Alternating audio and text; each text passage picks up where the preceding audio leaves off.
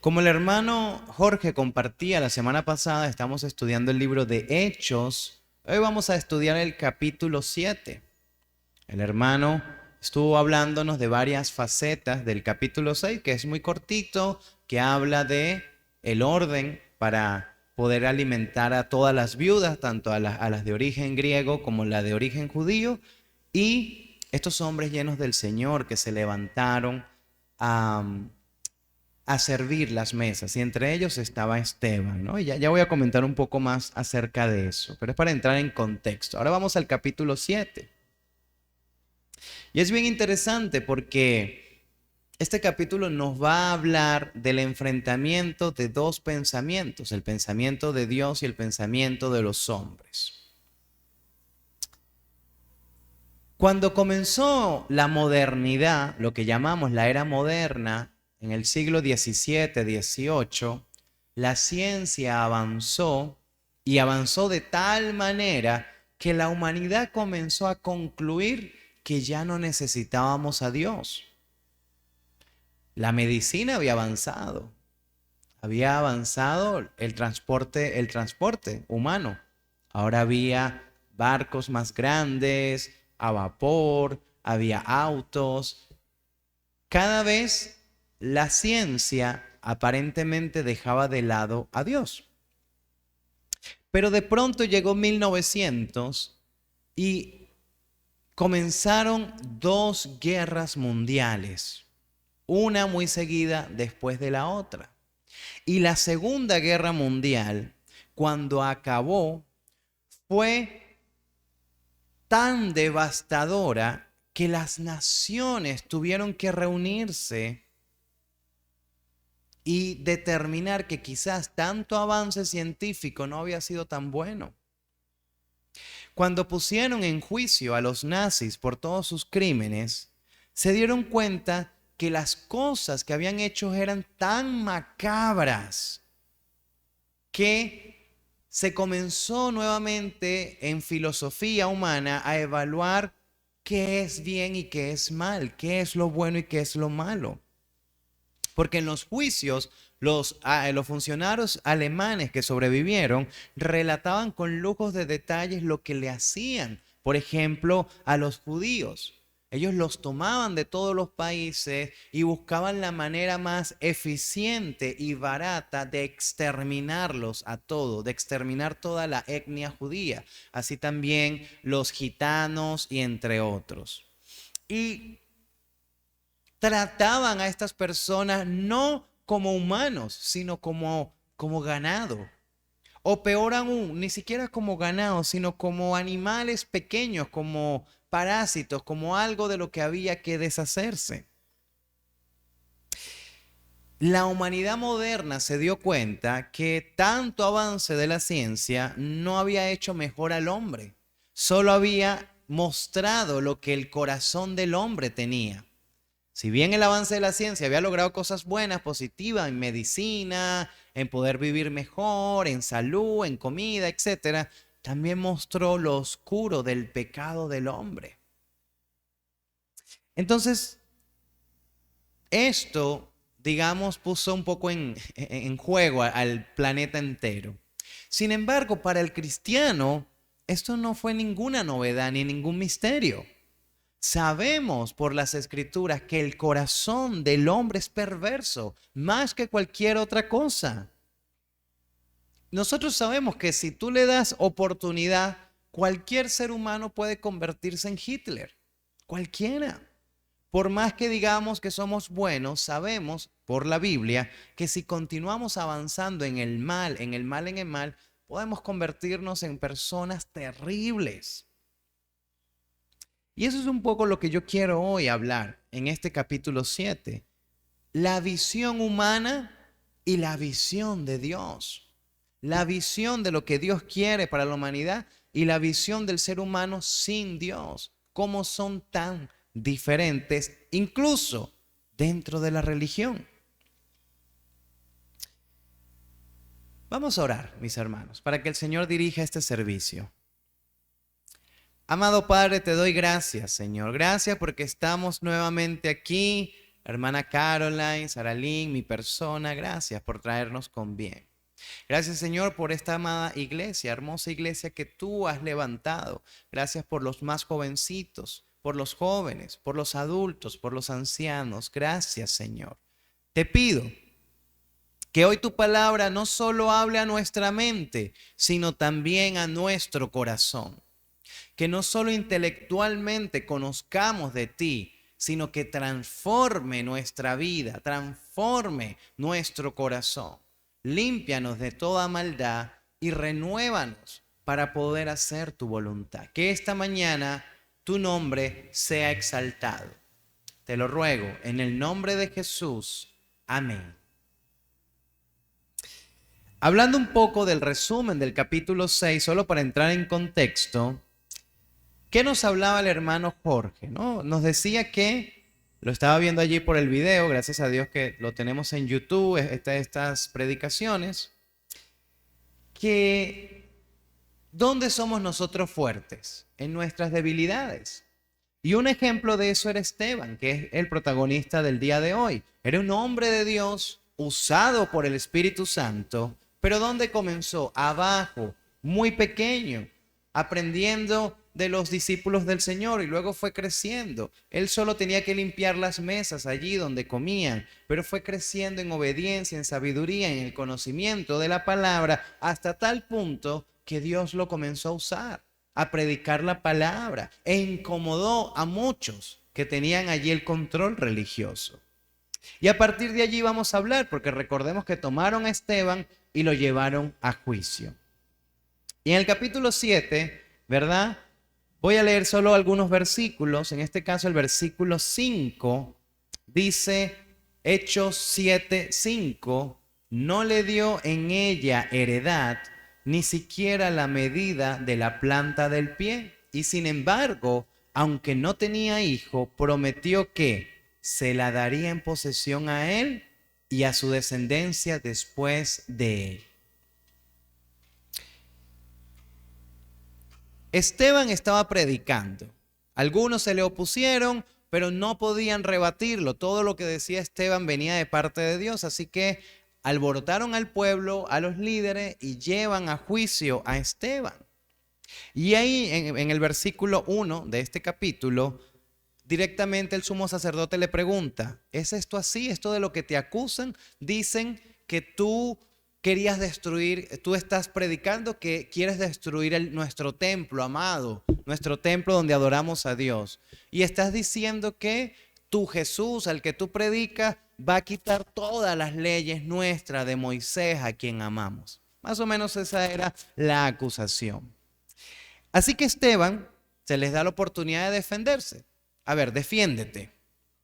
Y lo que sucede a continuación, si hay retorno es porque este está muy arriba, hay que bajarle al retorno. Por eso está el ruido. Esteban comienza a hablar de su propio pueblo. Es más, hermanos, si ustedes quieren saber un poco el resumen del pueblo de Israel, lo que tienen que hacer es leer el capítulo 7 de Hechos. Esteban hace un gran discurso, es el discurso más largo del libro de Hechos, es un gran discurso y lo que habla es de la historia de Israel. Y él comienza con el primero, Abraham.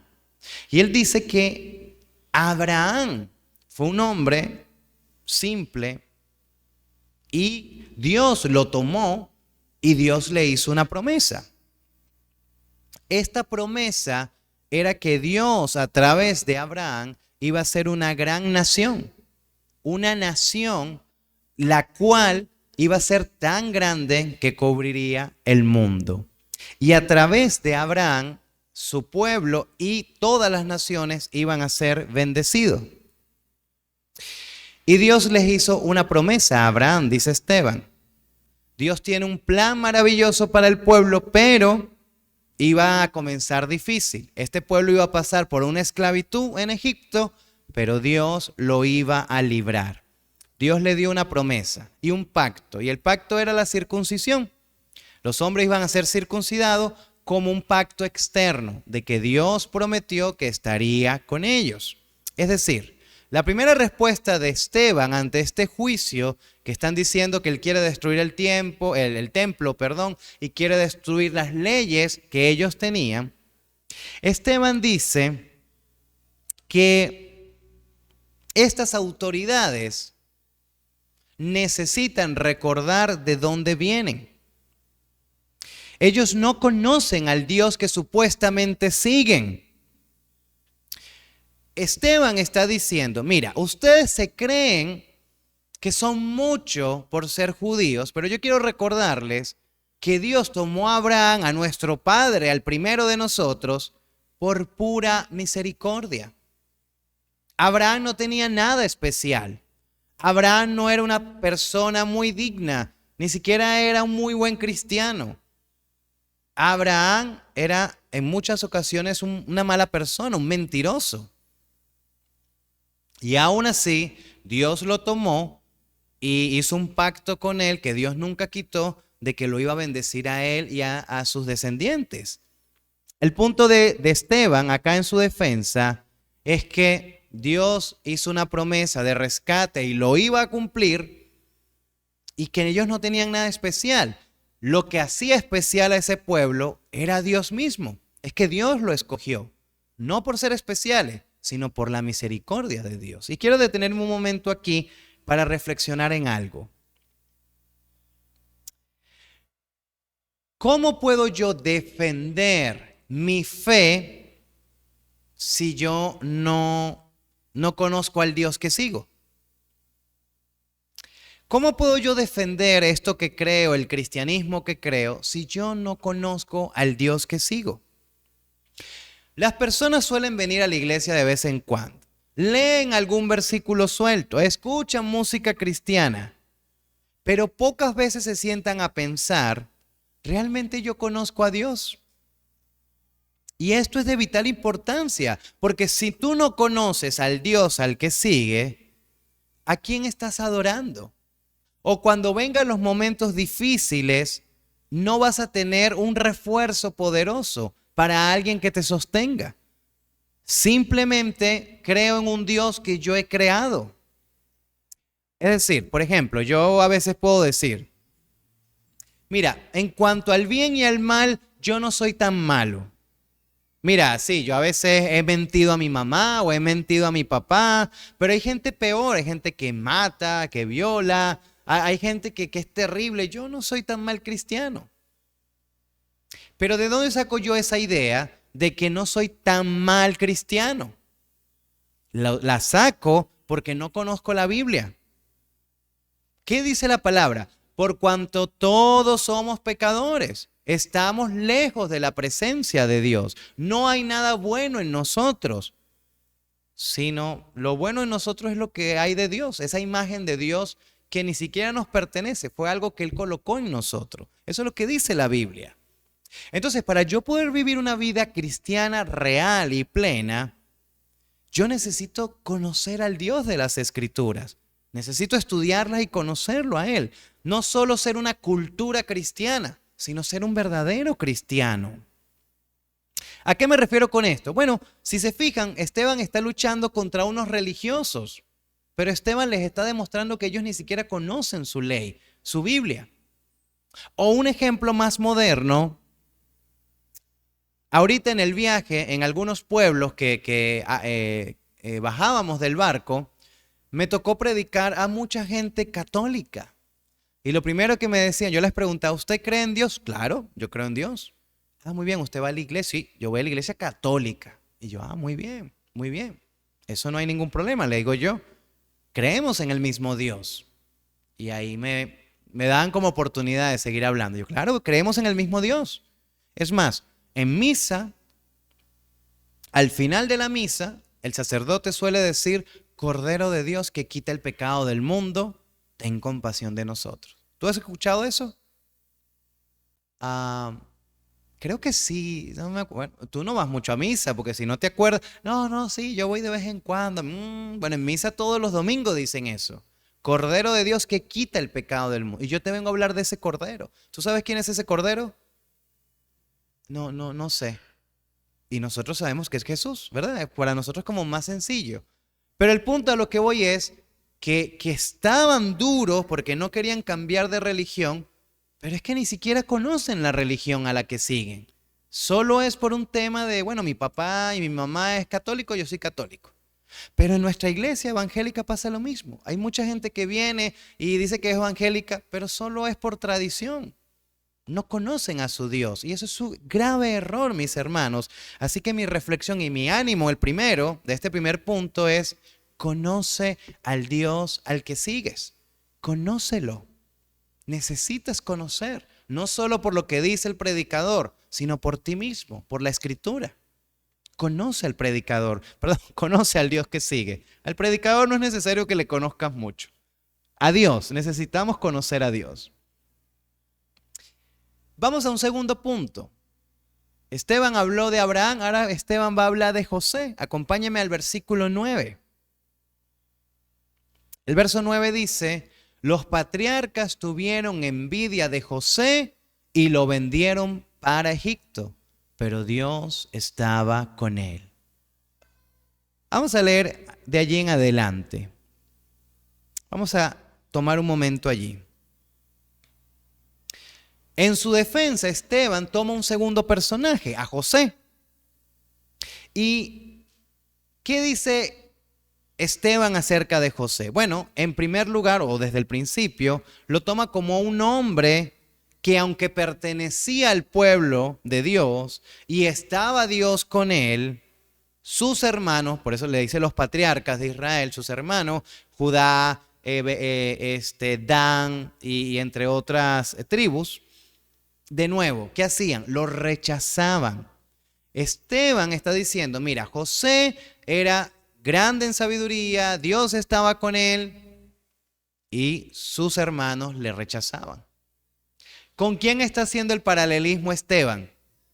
Lo está comparando con Jesús. Está diciendo que José es una sombra de Jesús. Jesús igual, vino a sus hermanos, Dios estaba con él y los judíos, sus hermanos, lo rechazaban. Dios, más adelante vamos a ver que Dios le dio a José sabiduría, inteligencia, entendimiento, prodigios, revelación de sueños. Y de nuevo, sus hermanos le rechazaban. Una comparación con Jesús. Y una segunda cosa que me parece interesante es que Esteban recalca que la segunda venida fue donde reconocieron al hermano, a José. Los hermanos fueron a Egipto por hambre, no reconocieron a José, se fueron y en la segunda venida reconocieron a José. De alguna manera Esteban está comparando también esto con Cristo. En la primera venida, los hermanos, los israelitas, no reconocieron a Jesús, pero lo van a reconocer en la segunda. Pero en este caso va a ser triste para ellos. Entonces, este segundo argumento de Esteban lo que nos está diciendo es: así como pasó en el pasado en nuestro pueblo, que hombres de Dios se levantaban y rechazaban a ese hombre, y Dios levantaba a otro y el pueblo lo rechazaba, de la misma manera ustedes están rechazando al Cristo. Este pueblo pecador prefiere al templo físico, prefiere la propia interpretación que tienen de la ley de Dios y rechazan a Dios mismo que vive entre ellos, a Jesús, que es la ley, que es el profeta, que es el rey perfecto, porque no conocen las Escrituras, lo que nos lleva a nosotros a la reflexión. ¿Cómo puedo yo conocer a ese Dios si yo no conozco su Escritura? Si yo no conozco la Biblia, ¿cómo puedo yo conocer a ese Dios? De nuevo, las personas dicen que creen y conocen a Dios, pero evidentemente por su manera de vivir no le conocen. Y es terrible porque muchos incluso prueban de Dios, vienen y sienten el amor de Dios, sienten la bendición de Dios, el gozo de Dios. Sienten que Dios sana sus corazones, pero siguen insistiendo en hacerlo a su manera.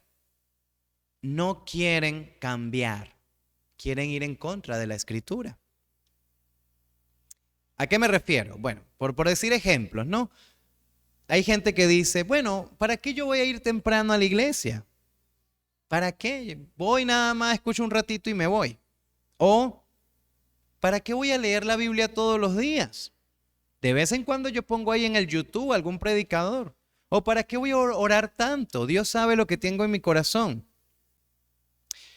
Yo no necesito ser ejemplo cristiano en mi casa. Cada quien lleva su religión como puede, por dentro. Pero la pregunta es, ¿de dónde saco yo que eso es un buen cristiano? Porque eso no está en la Biblia. Entonces, al comportarnos así, rechazamos al Dios porque no le conocemos, no conocemos sus escrituras. Tristemente, la Biblia habla de esto. En Romanos 1, la Biblia dice que nos llenamos tanto de nuestra propia creencia, de nuestro propio entendimiento humano, que es como que el cerebro se nos llena de tinieblas y cambiamos la gloria de Dios por las cosas hechas por mis manos o por las manos humanas o por los animales o no sé, cualquier perversión. El punto es que no me doy cuenta, pero no vivo un buen cristianismo porque no conozco al Dios. Y no le conozco porque no leo la Biblia. Entonces, ¿cómo me puedo quitar yo estas mentiras? ¿Cómo me puedo quitar yo estas tinieblas? No puedo hacerlo yo solo. Necesito conocer la verdad. Y la palabra es la verdad. ¿Cómo puedo yo saber quién tiene más razón? ¿Mi familia, mis padres, mis amigos, mis conocidos, los medios de comunicación, la televisión, el celular? ¿Cómo puedo saber yo entre todo eso quién tiene la verdad? Necesito conocer a Dios. Necesito permitir que su palabra me transforme. Se dice, no sé si hoy en día se sigue haciendo, pero se dice que las personas, los cajeros de los bancos, perdón, de las ventanillas, para saber que un billete es falso o verdadero, lo entrenan dándole por varios meses solamente billetes verdaderos. Y lo tienen que tocar y lo hacen así, lo arrugan y lo tocan y lo huelen y hacen así y todo por varios meses. Y de repente les dan uno falso. ¿Y qué pasa con el falso? Que cuando lo tocan, uy, esto se siente diferente, esto tiene algo raro. Este no sé qué es, pero este no parece verdadero. Detectas la falsedad. Si vives en la palabra, vas a vivir en la verdad, vas a detectar más fácilmente la falsedad. Y eso te va a transformar, no es solo intelectual, te va a transformar tu corazón. Yo les hablé hace tiempo, pero quisiera volverlo a traer a cotación, de un hombre llamado Pedro Baldo. Un hombre que tenía dinero, era inteligente, era sabio, tenía familia, vivía bien. Pero de pronto fue conmovido por la muerte de alguien cercano, de un amigo, y al buscar ayuda en un sacerdote le preguntó, oye, no sé, mira, me siento así, ayúdame con algo. Y el sacerdote de manera sarcástica, viéndolo que era así un pituco allí con todas sus cosas, le dijo, lee Mateo 19:21.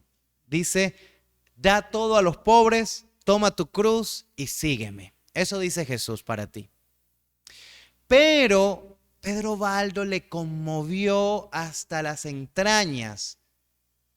Da todo a los pobres, toma tu cruz y sígueme. ¿Y sabes qué hizo este hombre?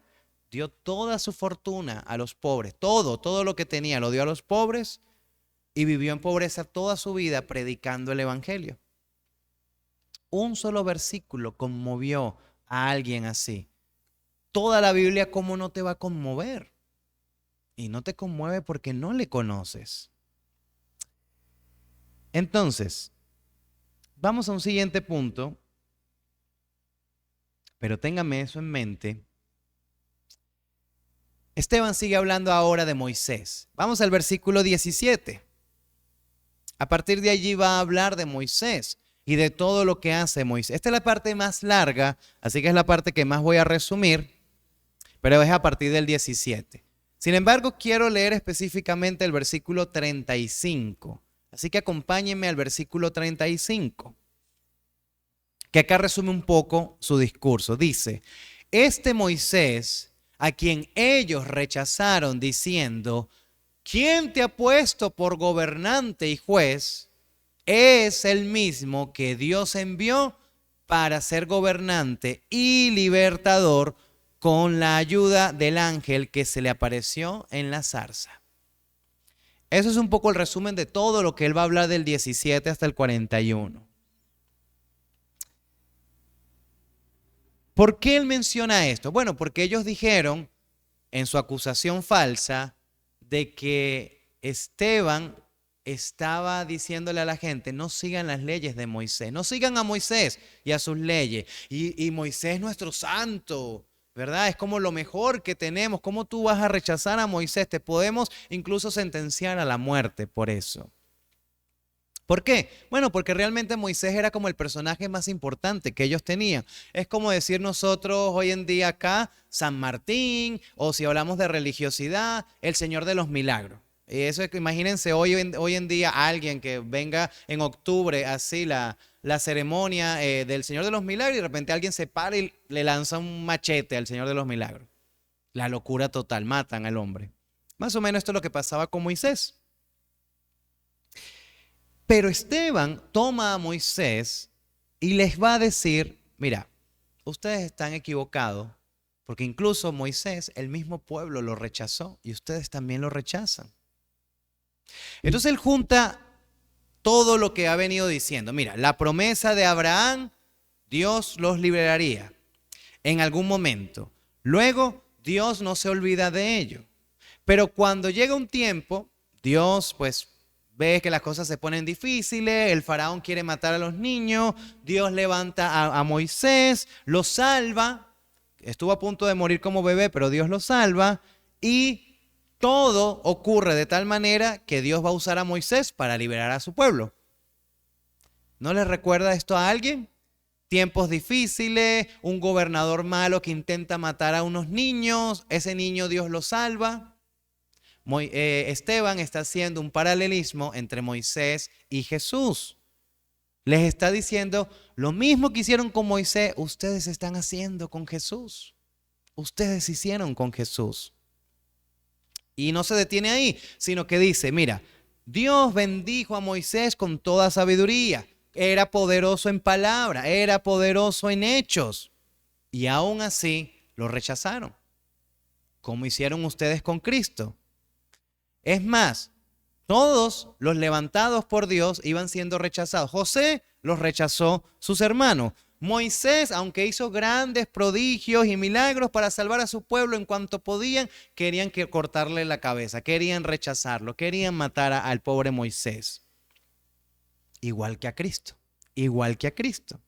Entonces, todo este argumento de Esteban, que lo he resumido muy rápidamente por el tiempo que tenemos, pero todo este tercer argumento es que Dios hizo un hilo de causalidades y al final todo esto llevará a la salvación del mundo.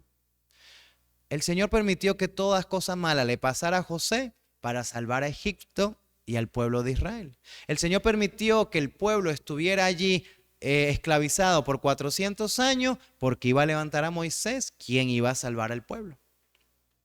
El Señor ordenó todo perfectamente para salvar al pueblo y para salvar a la humanidad. De la misma manera, ordenó todo ese tiempo para que Jesús naciera, creciera, muriera en una cruz del Calvario y resucitara para salvar a la humanidad. Entonces la clave es Jesús. Lo que dice Esteban es que la clave es Jesús. Entonces, de nuevo, mi reflexión es, ¿cómo yo puedo seguir a ese Dios? ¿Cómo yo puedo creer en su palabra si yo no conozco al Salvador? Si yo no conozco a Jesús.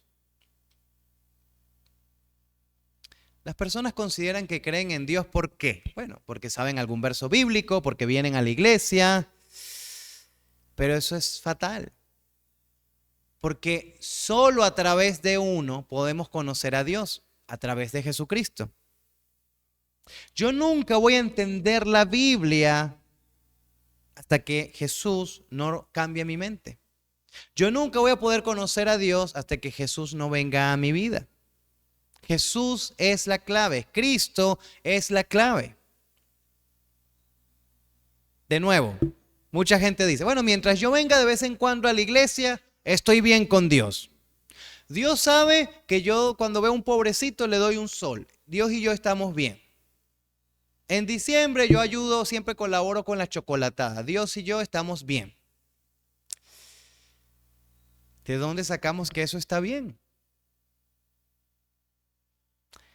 Eso ocurre porque lamentablemente en la sociedad católica que vivimos, porque somos católicos por sociedad, por cultura, se nos enseñó que mientras hagamos más o menos buenas obras, estamos bien con Dios. Pero la realidad es que eso no es lo que dice la Biblia. La Biblia dice de nuevo, por cuanto todos pecamos, estamos destituidos de la gloria de Dios. No hay nada bueno que yo pueda presentarme delante de Dios porque estoy enemistado por mis pecados. ¿Qué necesito entonces para poder acercarme a Dios? Primero confiar en el Hijo, en Cristo, el enviado, el justo, el perfecto de Dios. No necesito venir a la iglesia de vez en cuando. No necesito aprenderme un versículo de vez en cuando. Orar cuando pueda. Necesito tener un encuentro con Jesús. Necesito vida y solo Cristo me la da. Y nosotros modernamente a veces cambiamos el mensaje. Perdón. Hoy en día las estadísticas dicen que muchos jóvenes están yendo de la iglesia. Iglesia católica, iglesia evangélica, lamentablemente. Y una de las razones, no todas, pero una de las razones es porque los jóvenes llega un momento que no encuentran estabilidad emocional en sus vidas. Porque las iglesias, para que los jóvenes no se vayan, hemos adaptado el mensaje.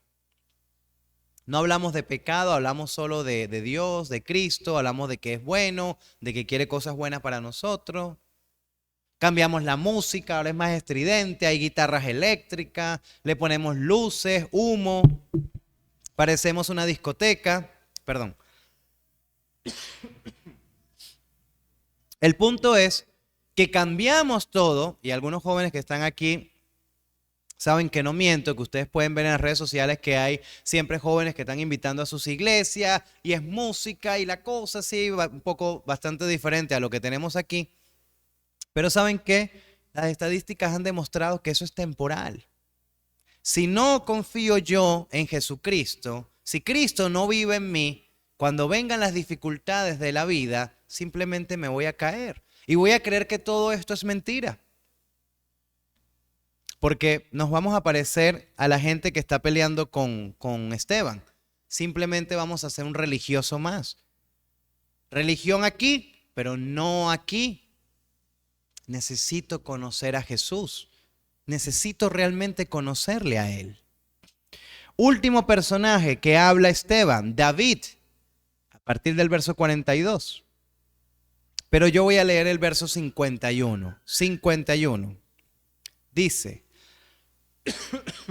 Hechos 7:51 dice, ustedes que son tercos e incircuncisos de corazón y de oídos, resisten siempre al Espíritu Santo, como hicieron sus padres, así hacen ustedes. Finalmente Esteban va a responder a la cuestión del templo. ¿Predicaba Esteban que fuera destruido el templo? Lo cierto es que no, pero él va a tomar eso para hablar del templo. Esteban dice, ¿de dónde viene nuestra idea del templo? Bueno, cuando el Señor fue guiando al pueblo, levantó a uno llamado David, y David quería honrar a Dios. David quería hacer una cosa grande para Dios. ¿Cuál era el plan de Dios? Bueno, Dios tenía en el desierto una carpa y allí vivía la presencia de Dios. Y David, con buena intención, yo quiero hacer algo más.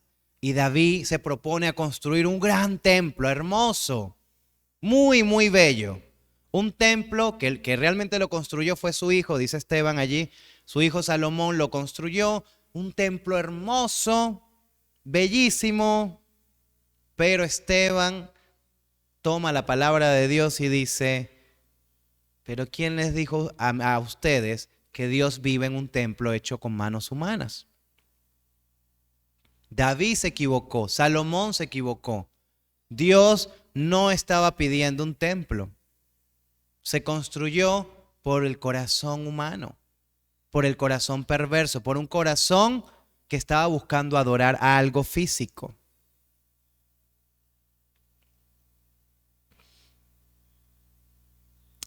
Dios no habita en ningún templo humano, dice Esteban. ¿Y cuál es la conclusión de Esteban? Bueno, una conclusión bastante triste. Ustedes son tercos. Ustedes no entienden, son tercos. Y terrible esto cuando dice, ustedes resisten al Espíritu Santo de Dios. Cada vez que viene un profeta de parte de Dios, ustedes lo mataban, o bueno, sus padres, perdón, los mataban. Cada vez que alguien anunciaba al justo, a Cristo, lo mataban. Incluso vino el Mesías y ustedes lo mataron. Y lo más terrible es que los que estaban allí delante de Esteban escuchando estas palabras, es muy probable que algunos fueron parte del juicio con el que mataron a Cristo. Así que sabían de qué estaba hablando Esteban. La conclusión de Esteban, triste, es, no importa quién haya venido de parte de Dios, ustedes son tan tercos que se prefieren quedarse en sus propias tradiciones, en su templo físico, antes que conocer al Dios verdadero.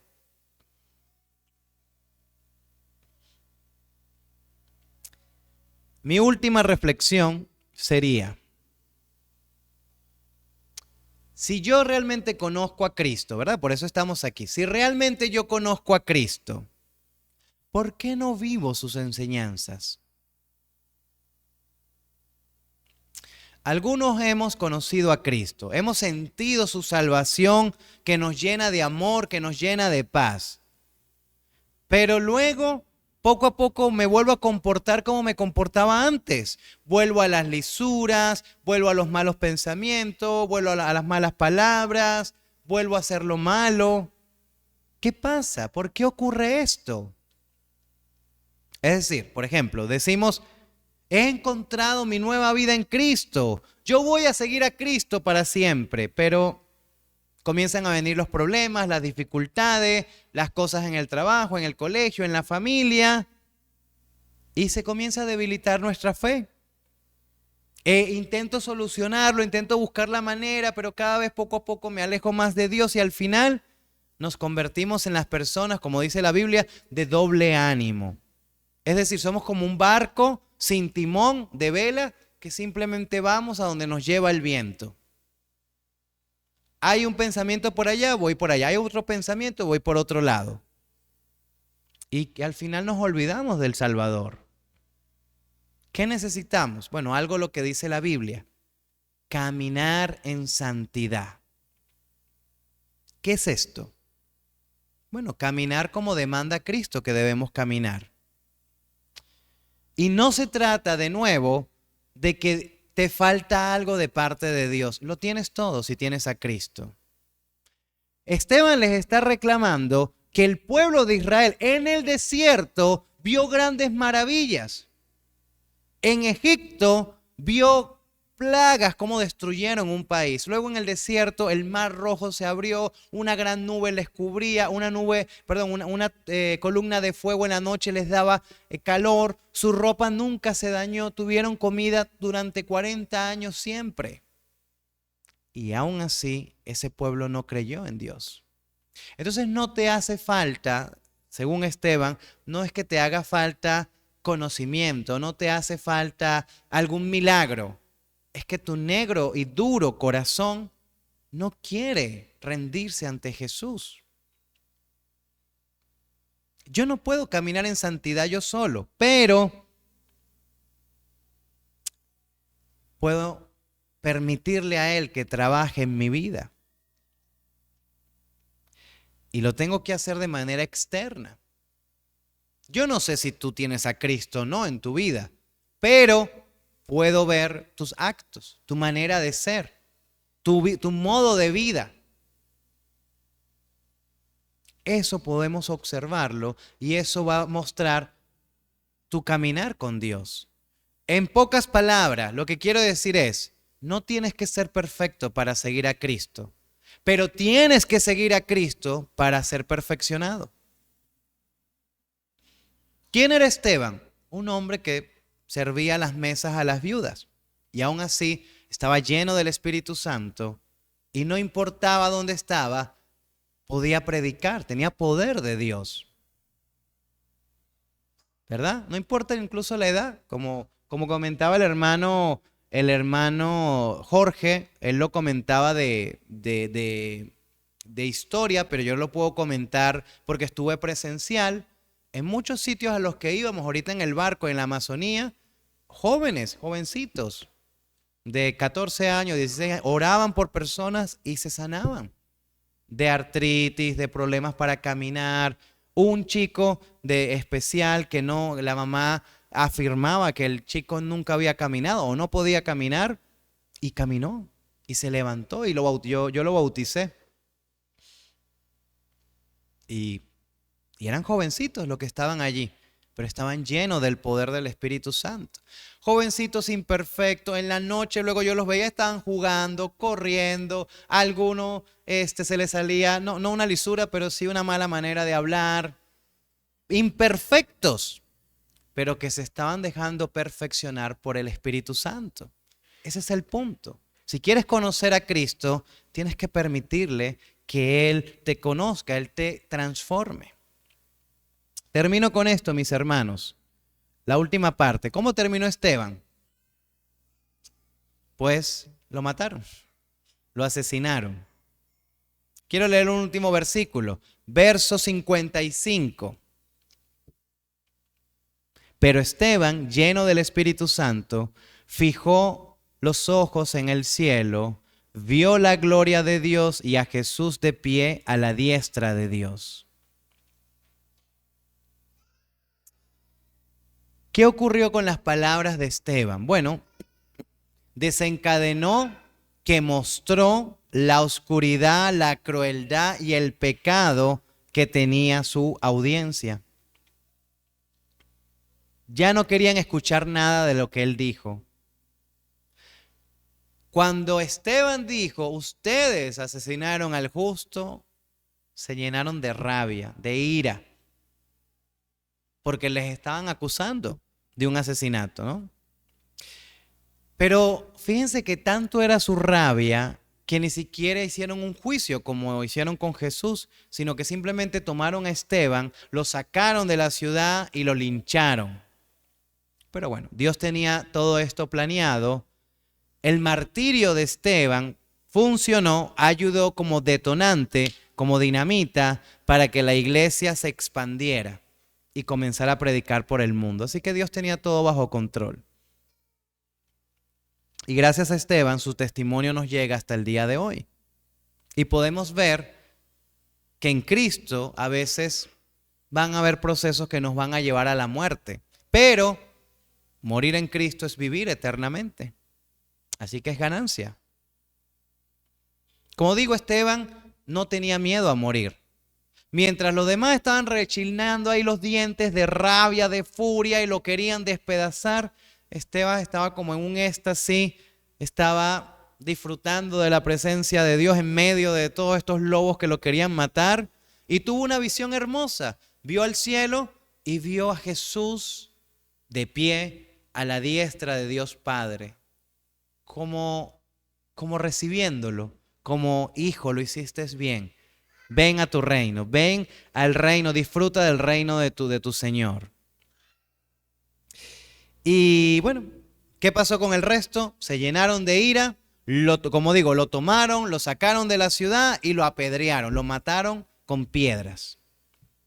Y mientras esto ocurría, Esteban ni se llenó de rabia, ni estaba así cuando lo golpearon, empezó a maldecir. No, en medio del dolor y del sufrimiento que ocasiona que te golpeen con piedras, él se mantuvo firme en Jesús. Y dijo dos declaraciones según Lucas. Primero, Señor, toma mi espíritu, así como hizo Jesús en la cruz. Y segundo, Señor, no les tomes este pecado en cuenta, perdónales, que tu ira no caiga sobre ellos, como hizo Jesús. ¿Cuál es la conclusión de Lucas? Lucas, el escritor de Hechos.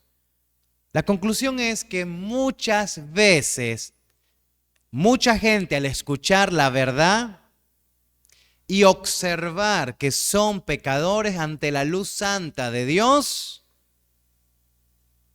observarán con horror que son grandes pecadores y no les va a gustar. Sino al contrario, se taparán los oídos, no quieren escuchar la verdad y la tratarán de callarla a como de lugar. Y sin embargo, en medio de todo, Cristo es glorificado. En la vigilia, la hermana Caroline decía algo parecido, que alguien entendía que era pecador, pero decía, no quiero tu Dios, no quiero que me hables más de ese pecado. Y es así. Ahora, la gran pregunta es, en medio de conocer a tu Dios, conocer las escrituras de tu Dios, conocer a Cristo, ser lleno por Él y caminar conforme a lo que Cristo te ha dicho, la pregunta es, ¿qué pasa si padeces persecución? Esta pregunta creo yo que es una gran barrera que tenemos en las ciudades a aquellos que siguen a Cristo.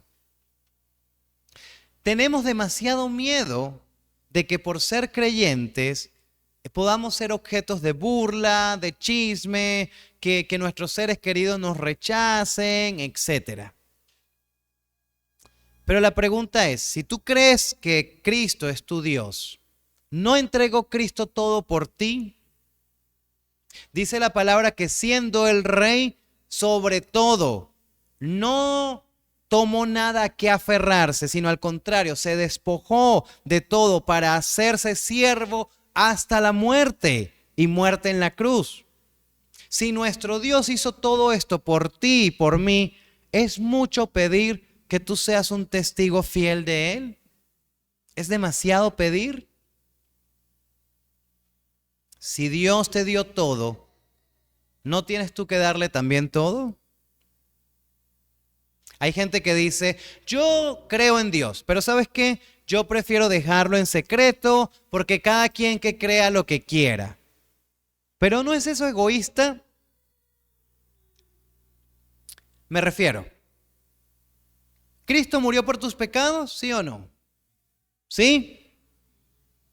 Y no lo hizo con la finalidad de salvarte de ellos y de cambiar tu mente para que seas una persona mejor, llena de paz y de amor. Entonces, si Él lo hizo contigo, ¿no tiene el poder de cambiar a otras personas? Callar tu cristianismo, no hablarle a otros de Cristo, es el equivalente a que tú estás ocultando la verdad. Estás rechazando la verdad como algunos de los que apedrearon a Esteban. Y en segundo lugar, quizás le estás quitando la oportunidad a un pecador de salvarse de sus maldades. ¿O acaso no eras tú un pecador cuando Cristo te salvó, cuando Cristo mandó a alguien y humildemente te predicó el evangelio? ¿No eras tú un vil pecador? ¿Y no se apiadó Dios de ti al enviar a alguien? Entonces, con ese mismo amor y misericordia, tú ve y háblale a otros de Cristo. Muestra la misericordia que Dios te ha mostrado. Termino con esto. John Chau, un joven norteamericano, se preparó durante 9 años. Ahorró, se preparó en idioma, estudió varios idiomas, sacó visas, entró en una organización misionera, todo, 9 años, todo para ir a una isla al norte de India que nunca ha sido evangelizada ni civilizada. Es uno de los pocos lugares en el mundo que todavía la modernidad no ha entrado allí. Es más, está prohibido ir allá por el gobierno de India porque son agresivos y quizás caníbales. No se sabe mucho de ellos. Y John Chau se preparó durante 9 años porque él decía, no puedo creer que en esa isla aún no tengan la oportunidad de conocer a Cristo. 9 años de su vida. Hasta que al fin tomó su mochila, dijo, hoy es el día, contrató un botecito, se acercó a la isla, fue con algunas comidas, algunas cosas, entró y cuando estuvo en la orilla empezó a gritar, Cristo te ama, Cristo quiere salvarte, más o menos en algunos idiomas, porque no se sabe exactamente qué idioma puede entender esta gente. ¿Cómo fue el recibimiento? Intentaron matarlo. Le lanzaron incluso algunas lanzas. Tuvo que salir corriendo al mar, se montó otra vez en el barco y esperó. Esperó al día siguiente. Y lo volvió a intentar, pero entró un poco más a la isla. Y no sabemos más nada de él. A los días, unas fotografías de lejos vieron el cuerpo inerte de John Chau. John Chau solo pudo predicar un día y medio. 9 años de su vida dedicó para prepararse y solo pudo predicar día y medio. ¿Valió la pena eso? Bueno, para nuestro haber quizás decimos que no, obviamente que no. Pero, ¿qué tal en el pensamiento de Dios? Dios quiere que toda criatura escuche su palabra. En el pensamiento de Dios sí valió la pena el sacrificio de John Chau. Y no sabemos si en el futuro eso va a abrir el camino para poder evangelizar a esa tribu. Mi punto es, como Esteban fue martirizado, como John Chau fue martirizado, mi punto es que vale la pena vivir por Jesús, aunque haya consecuencias terribles. Aunque las haya, un día Él estará de pie en el cielo y te va a recibir. ¿No te gustaría que el Dios Todopoderoso y quien murió por ti te recibiera con los brazos abiertos en el cielo y estuviera contento contigo y te dijera, buen siervo, hiciste lo que tenías que hacer, ven, entra al gozo de tu Señor? ¿No le gustaría? ¿Sí? ¿A alguno le gustaría? Me levanta la mano si a alguno le gustaría eso. Entonces vivamos para Cristo. Vamos a orar, mis hermanos, ¿sí? ¿Me acompañan de pie para orar y terminar este servicio?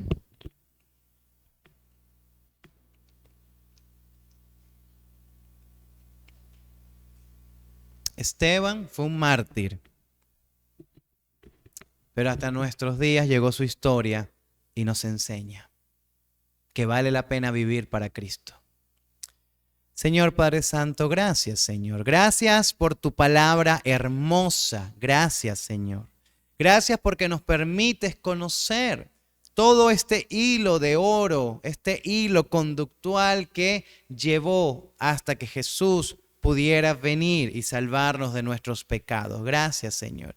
Gracias porque tú ordenaste todo. A Abraham, a José, Josué, a David, a Moisés, a Salomón, a todos los ordenaste, a Esteban, para poder proclamar tu nombre, tu gloria, de que Jesús vino un día y murió por nuestros pecados y nos lavó de nuestra maldad. Y si creemos en Él, un día nos recibirás en el cielo. Y mientras tengamos vida, que no perdamos el tiempo, sino que hagamos tu voluntad, porque quien te ama hace tu voluntad. Ayúdanos como iglesia a hacer tu voluntad. Cambia mi vida y mi corazón, Señor, que podamos honrarte fielmente. Te lo ruego, Padre Santo, en el nombre de Jesús. Amén.